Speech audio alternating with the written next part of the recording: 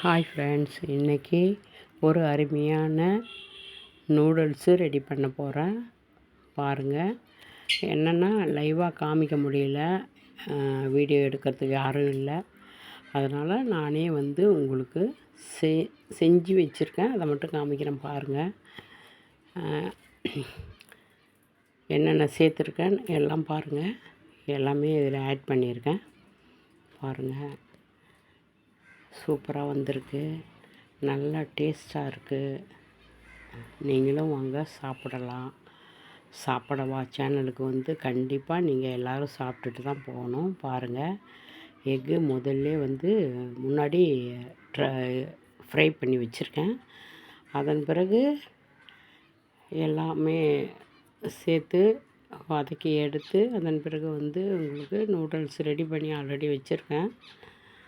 எல்லாமே வதக்கி எடுத்த பிறகு அதன் பிறகு எக்கு அதில் சேர்த்து